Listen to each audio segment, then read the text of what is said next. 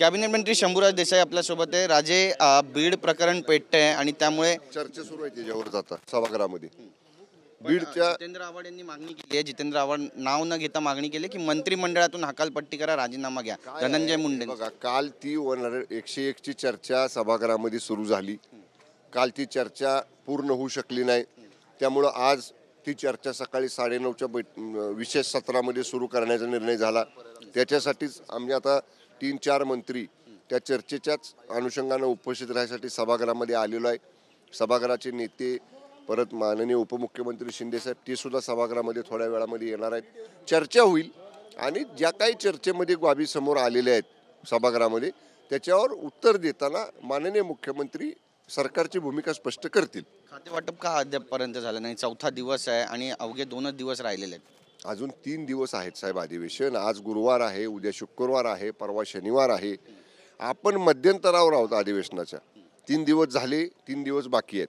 त्यामुळं माननीय मुख्यमंत्री महोदय यांनी मंत्रिमंडळाचे प्रमुख माननीय फडणवीस साहेब असतील, माननीय एकनाथजी शिंदे साहेब आहेत, माननीय अजितदादा आहेत, हे तिघांनी सांगितलेले की आम्ही 2 दिवसामध्ये यातला निर्णय घेऊ. कालच 2 दिवस पूर्ण झालेत. त्यामुळे हे तिघजण एकत्र बसून लवकरच जाहीर करतील. गृह खात्यावरून काही अडलेलं आहे का अजून पण? कारण बरेच चर्चा तशा रंगत आहेत की मलाईदार खाती हवी आहेत, त्यामुळे हे सगळं अडलेलं आहे. मला सांगा, 3 प्रमुख पक्षांपैकी अधिकृत कुठल्या प्रवक्त्यानं सांगितले की कुठल्या खात्यासाठी कोण भांडण करते, कोण रस्सीखेच करते, कोण मागणी करते?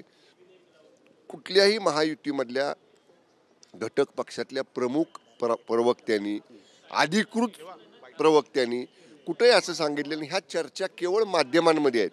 त्यामुळे माध्यमांच्या चर्चांवरती आणि खातेवाटप जे साहेब होतं ना, ते हे प्रमुख तिघजण बसून करतात. त्याच्या बाबतीतली चर्चा ही माध्यमांमध्ये करायची नसते. त्यामुळं असं कुठेही रसिकेच नाही, हिच्यात आणि नाही, आज बिलकुल काही नाही.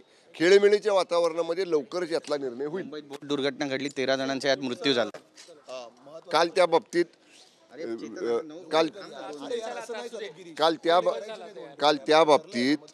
त्या बाबतीत फडणवीस साहेबांनी विधानसभेमध्ये आणि माननीय शिंदे साहेबांनी विधान परिषदेमध्ये या बाबतीतलं या ठिकाणी वक्तव्य केलेलं आहे आणि त्या दुर्घटनेची चौकशी सुद्धा करण्याचे आदेश दिलेले आहेत. दुर्दैवानं मृत पावलेल्या व्यक्तींना आर्थिक मदत सुद्धा देण्याचं या ठिकाणी निर्णय केंद्र सरकारनं, राज्य सरकारनं जाहीर केलेला आहे. त्या मृत व्यक्तींच्याबद्दल आमच्या राज्य सरकारच्या संवेदना आहेत आणि चौकशीमध्ये कोण कारणीभूत आहे या अपघाताला हे चौकशी अहवालामध्ये स्पष्ट होईल. सर, कर्नाटकमधील आमदारांनी मागणी केलेली आहे, जर तुम्ही बेळगाव केंद्रशासित करणार असाल तर मुंबई केंद्रशासित करा. अशा प्रकारे मागणीकडे बघताय? वारंवार कर्नाटकमधल्या सरकारची आता आरेरावी दिवसेंदिवस वाढायला लागलेली आहे. कारण राज्य सरकारनं, विशेषतः महाराष्ट्र कर्नाटक सीमा प्रश्न चर्चेतनं सोडवावा यासाठी मागच्या सरकारमध्ये माननीय शिंदेसाहेब मुख्यमंत्री असताना समन्वय मंत्र्यांची नेमणूक केली होती. त्या समन्वय मंत्र्यांमध्ये मी देखील होतो. मी अधिकृत दौरा करून जेव्हा बेळगावला जायचा निर्णय घेतला, मी दौरा दिला, तेव्हा तिने आदेश काढून आम्हाला मनाई केली तिथं यायला. म्हणजे एक आरेरावीपणा, दांडगावापणा हा कर्नाटक सरकारचा अनेक दिवसांपासून सुरू आहे. तिथले जे मराठी भाषिक आहेत 850 गावातल्या, त्या मराठी भाषिकांचं म्हणणं आहे की आम्हाला महाराष्ट्रामध्ये राहायचं आहे. त्यामुळं कर्नाटक आरेरावीपणा करत आहे. यापूर्वी माननीय केंद्रीय गृहमंत्री अमित शाह साहेबांनी कर्नाटकचे तत्कालीन मुख्यमंत्री, महाराष्ट्राचे तत्कालीन मुख्यमंत्री यांची एकत्र बैठक घेतली होती आणि समन्वयातनं तोडगा काढण्याचा प्रयत्न केला होता. त्याचबरोबर कर्नाटक महाराष्ट्र सीमा प्रश्नाचा विषय हा न्यायप्रविष्ट सुद्धा आहे. मी मागच आपल्याला म्हटलं तसं महाराष्ट्र कर्नाटक सीमा प्रश्नाचा समन्वयक मंत्री मी होतो. आम्ही त्यावेळी सुप्रीम कोर्टामध्ये जी केस प्रलंबित आहे त्या केसचा खूप पाठपुरावा केलेला आहे आणि काल देखील माननीय एकनाथजी शिंदे साहेबांना, माननीय फडणवीस साहेबांना महाराष्ट्र एकीकरण समितीचं मध्यवर्ती शिष्टमंडळ भेटलेलं आहे आणि त्या शिष्टमंडळाला माननीय शिंदे साहेबांनी, माननीय फडणवीस साहेबांनी सांगितलेलं आहे की न्यायप्रविष्ट जी सुप्रीम कोर्टमधली केस आहे त्याच्यामध्ये आम्ही लक्ष घालू आणि त्या बाबतीत मराठी भाषिकांच्या पाठीशी महाराष्ट्र सरकार उभं आहे. साखर कारखानदारासाठी पवारांनी थेट पंतप्रधानांना पत्र लिहिलं आहे. याआधी ऊस उत्पादक शेतकऱ्यांना मात्र दिलासा मिळालेला होता. कारखानदार अडचणीत असं पवारांचं म्हणणं आहे. या बाबतीत माननीय मुख्यमंत्री, माननीय उपमुख्यमंत्री दोन्हीही हे जेव्हा माननीय केंद्रीय गृहमंत्री अमित शाह साहेबांना भेटायला गेलेले होते त्यावेळी 2 महिन्यापूर्वीच मी निवडणूक झाल्या राज्य सरकारच्या वतीनं एक प्रेझेंटेशन आपण केंद्रीय सहकार मंत्री आणि गृहमंत्री अमित शाह साहेबांकडे दिलेलं आहे की MSP ही वाढली पाहिजे, त्याशिवाय आपल्याला FRP किंमत ही ऊसाला देता येणं शक्य होणार नाही. या बाबतीतला प्रस्ताव देखील सादर करण्याचे आदेश त्याच वेळी माननीय अमित शाह साहेबांनी दिलेले आहेत. माननीय फडणवीस साहेब, माननीय शिंदे साहेब, माननीय अजितदादा हे तिघंही माननीय अमित शाह साहेबांच्याकडे याच्यासाठी फॉलोअप करतायत आणि आवश्यकता वाटली तर अधिवेशन संपल्यानंतर या प्रश्नासाठी सरकारच्या वतीनं आम्ही पुन्हा एकदा माननीय अमित शाह साहेबांकडे त्याचा प्रयत्न करू. जितेंद्र आव्हाडांनी हे केलेलं आहे की थेट धनंजय मुंडे यांना मंत्रिमंडळातनं वगळा, जो बीडचं प्रकरण त्या संदर्भात. याच्या बाबतीत 101 नियमाच्या अन्वये आता विधानसभेमध्ये काल चर्चा सुरू झालेली आहे. अनेक वक्त्यांनी त्या चर्चेमध्ये भाग घेतला.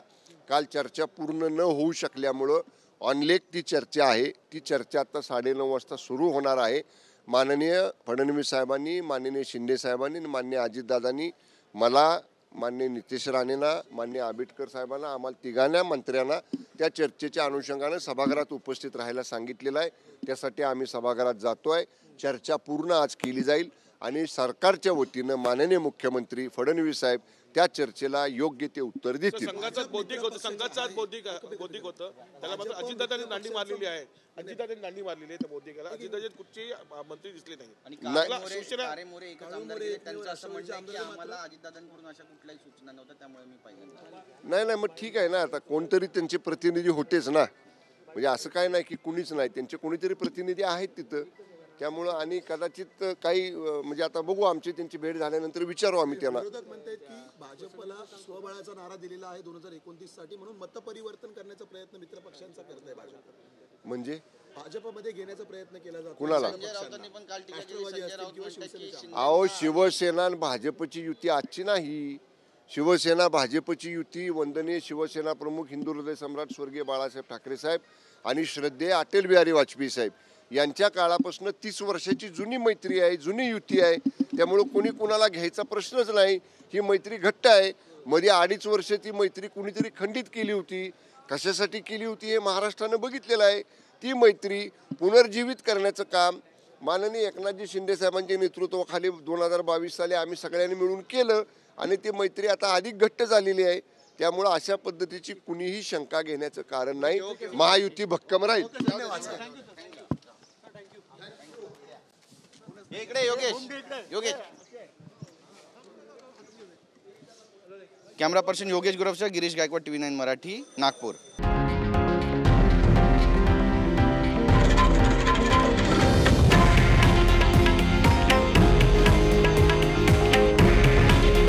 हे आहे देशातील नंबर 1 न्यूज नेटवर्क आणि आपण पाहत आहात TV9 मराठी. काळजी तुमची, हित महाराष्ट्राचं.